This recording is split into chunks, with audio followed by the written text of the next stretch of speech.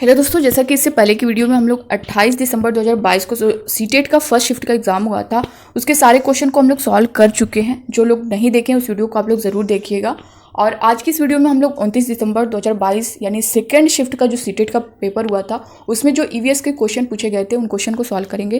तो आप लोग पहला क्वेश्चन स्क्रीन पर देख पा रहे होंगे, बने रहिएगा वीडियो को लास्ट तक और दोस्तों सारे क्वेश्चन को सॉल्व करते हुए चलिएगा। बहुत ही इंपॉर्टेंट क्वेश्चन है और ये क्वेश्चन सब रिपीट होने वाले हैं इस बार सीटेट जुलाई 2023 के एग्जाम में। तो आप लोग नए हो चैनल पे सब्सक्राइब कर लीजिएगा, बेल आइकन को प्रेस कर लीजिएगा ताकि हर वीडियो हर नोटिफिकेशन आपको टाइम पर मिले, सीटेट से रिलेटेड हर अपडेट आपको टाइम पर मिले। पहला क्वेश्चन आप लोग स्क्रीन पर देख पा रहे होंगे, हमारे देश में एक ऐसा राज्य है जहाँ के ग्रामीण लोग फसल पकाने के पश्चात त्यौहार मनाते हैं। सब साथ में खाना पकाते हैं, खाते हैं, गाते हैं और नाचते हैं। यहाँ का विशेष चिराव नृत्य करते हैं। इस नृत्य में बांस की डंडी लेकर दो दो लोगों की जोड़ी जमीन पर आमने सामने बैठती है। ढोल की ताल पर लोग बांस की डंडियों को जमीन पर पीटते हैं। बांस की डंडियों के बीच लोग एक कतार में खड़े होकर कूदते हैं और नाचते हैं। ये राज्य है। दोस्तों देखिए, सीटेट की यही एक क्वेश्चन देखें तो बहुत लेंदी टाइप के आते हैं। आप देख पा रहे होंगे कितना बड़ा क्वेश्चन। आपको कुछ बच्चे जो है क्वेश्चन देखकर घबरा जाते हैं, बट आपको पेशेंस रख के क्वेश्चन को पहले समझना है।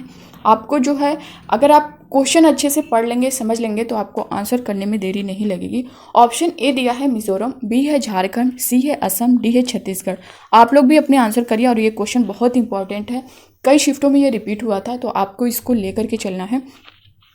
तो दोस्तों जैसा कि मिजोरम जो है ये पूर्वोत्तर भारत का एक राज्य है, यही आपका करेक्ट आंसर है। ठीक है, मिजोरम ही जो है हमारे देश का एक ऐसा राज्य है जहाँ के ग्रामीण लोग फसल पकने के पश्चात त्यौहार मनाते हैं। जैसा कि क्वेश्चन में सारा डिटेल दिया हुआ है, तो इसका जो करेक्ट आंसर होगा वो होगा मिजोरम। ठीक है, नेक्स्ट क्वेश्चन देखते हैं। खेजड़ी वृक्ष के बारे में नीचे दिए गए कथनों पर विचार कीजिए।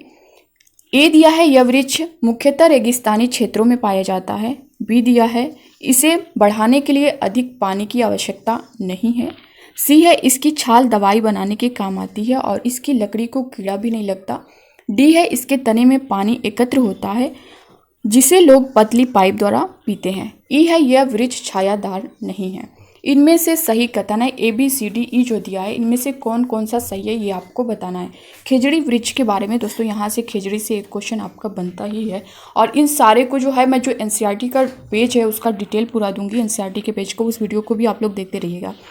ए दिया है यह वृक्ष मुख्य रेगिस्तानी क्षेत्रों में पाया जाता है, ये तो सही है। बी दिया है इसे बढ़ाने के लिए अधिक पानी की आवश्यकता नहीं होती, ये भी सही है। सी है इसकी छाल दवाई बनाने के काम आती है और इसकी लकड़ी को कीड़ा भी नहीं लगता है, ये भी करेक्ट है। डी दिया है इसके तने में पानी एकत्र होता है जिसे लोग पतली पाइप द्वारा पीते हैं, ये नहीं है।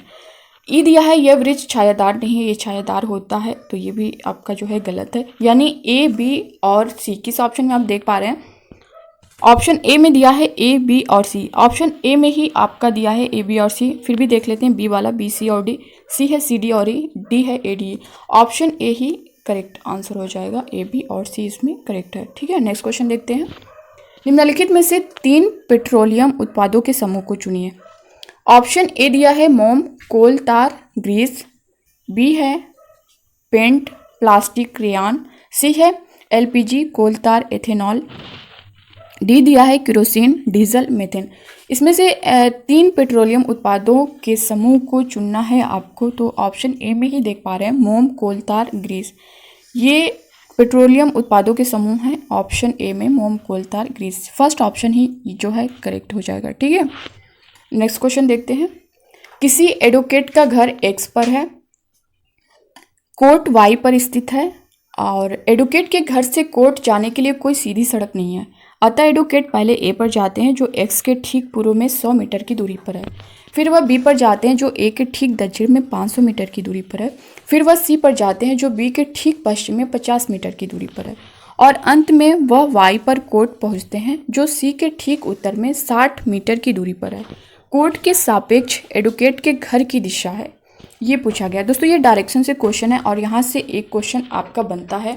यहाँ पर तो मैं इस क्वेश्चन को सॉल्व करवा रही हूँ, मगर इसके लिए एक अलग से वीडियो दूंगी और उसमें डायरेक्शन के जितने भी क्वेश्चन हैं उसको सॉल्व करूँगी और मैप के थ्रू करूँगी ताकि आपका कोई भी जो डाउट रहे वो क्लियर हो जाए। ठीक है, यहाँ पे एक बार देख लेते हैं, जैसे किसी एडवोकेट का घर एक्स पर है, यहाँ पर एक्स हम लोग मान लेते हैं। और दोस्तों यहाँ पे हमेशा आपको ये लेकर चलना है, ये आपका उत्तर दिशा है, ये पूर्व है, और ये आपका पश्चिम। यहाँ पे थोड़ा लिखने में मुझे प्रॉब्लम हो रही है, फिर भी मैं आपको समझाने की कोशिश कर रही हूँ। ये आपका दक्षिण है, इसको लेकर के आपको चलना है, ठीक है।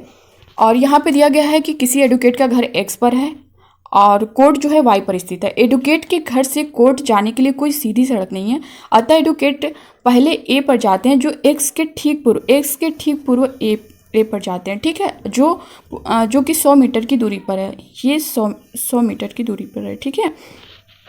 अब यहाँ से फिर वह बी पर जाते हैं, जो ए के ठीक दक्षिण में 500 मीटर की दूरी पर है, बी, ठीक है। और यहाँ से फिर वो सी पर जाते हैं, जो बी के ठीक 50 मीटर, यहाँ पे 50 मीटर की दूरी, ये सी पर आते हैं, ठीक है, ये 50 मीटर की दूरी है।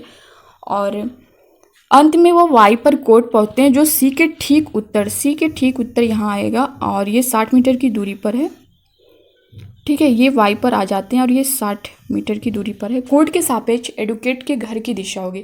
अब यहाँ पे अगर हम एडवोकेट के घर की दिशा देखें, कोर्ट के सापेक्ष, ये वाई जो है आपका कोर्ट है, और इसके सापेक्ष यहाँ पे अगर हम इसकी दिशा देखें तो दोस्तों ये देख पा रहे होंगे, ये दिशा कहाँ पे है, ये उत्तर पश्चिम में आप देख पा रहे हैं।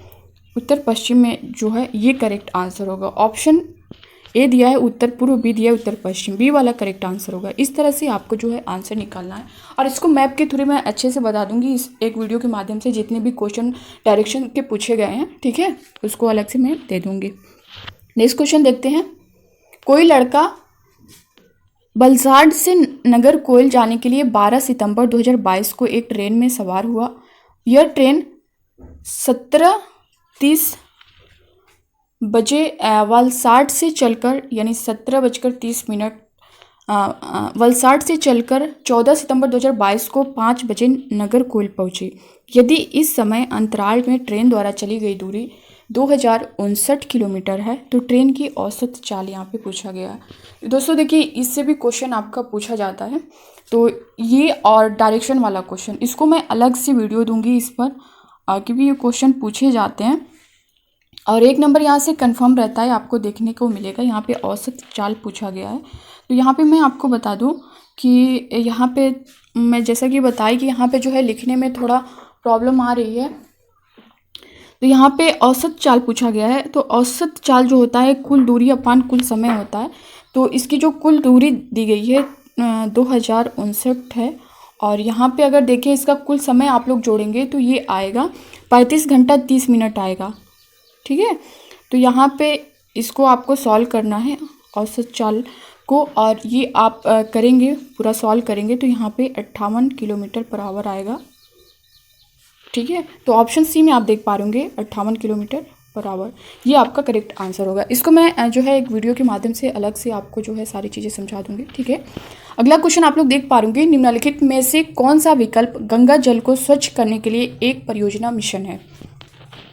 ऑप्शन ए दिया है जल शक्ति नमामि गंगे, बी है गंगा आमंत्रण अभियान जल शक्ति, सी दिया है राष्ट्रीय स्वच्छ Ganga mission Ganga action plan, D दिया है Namami Gange Yamuna action plan.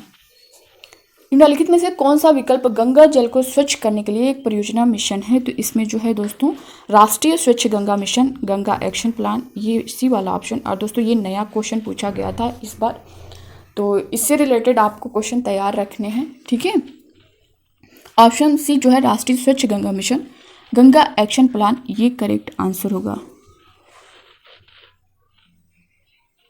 Next question देखते हैं।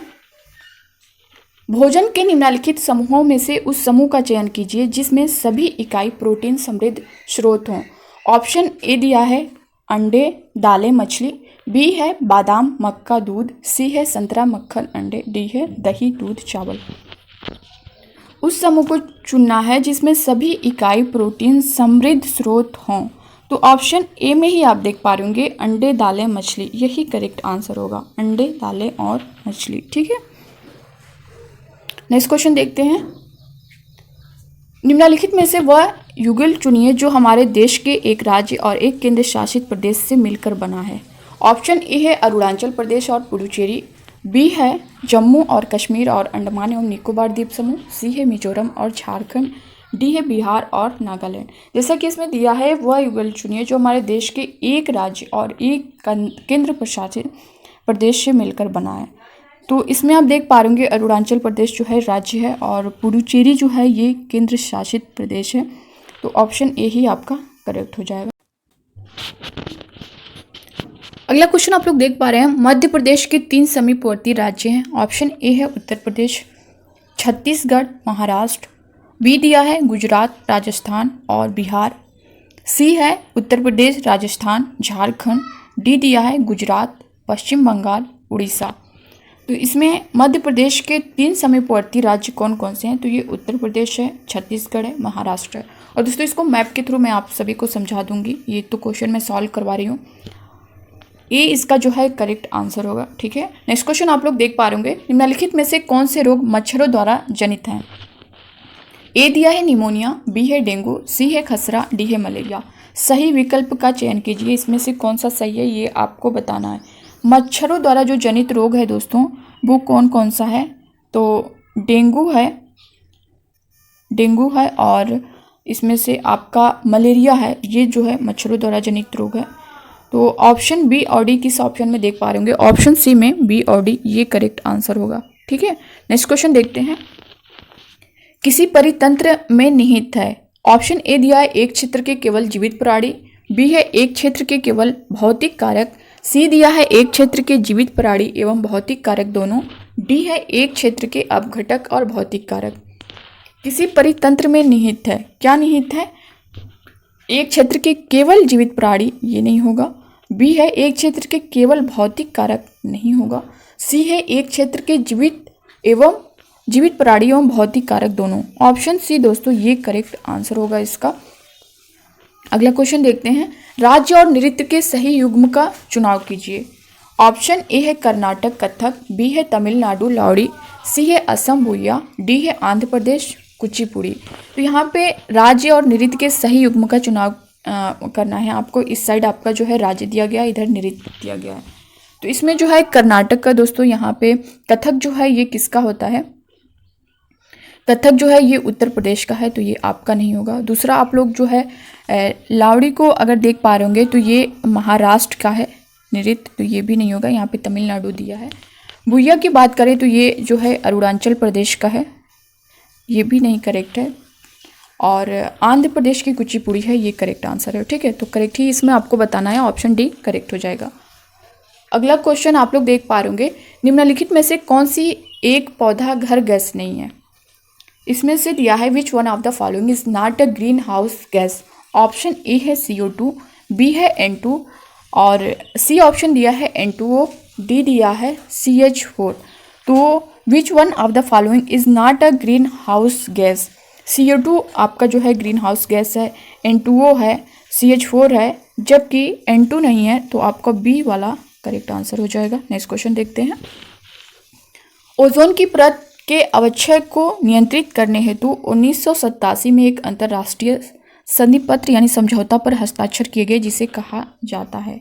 ऑप्शन ए है क्योटो प्रोटोकॉल, बी है मॉन्ट्रियल प्रोटोकॉल, सी है पेरिस एग्रीमेंट, डी है दोहा एग्रीमेंट। यानी क्योटो संलग्न, मॉन्ट्रियल संलेख और पेरिस संधि, डी है दोहा संधि।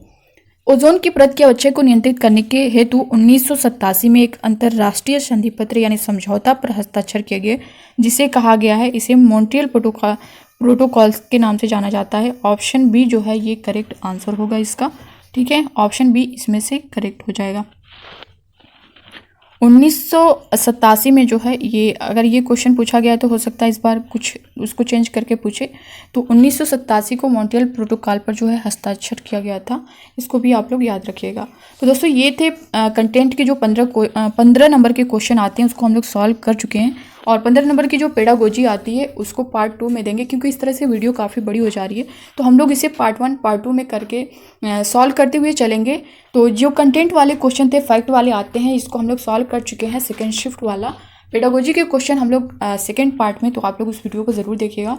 मिलते हैं हम नेक्स्ट वीडियो में, तो तक के लिए बाय बाय, टेक केयर, खुश रहिए, पढ़ते रहिए, थैंक यू।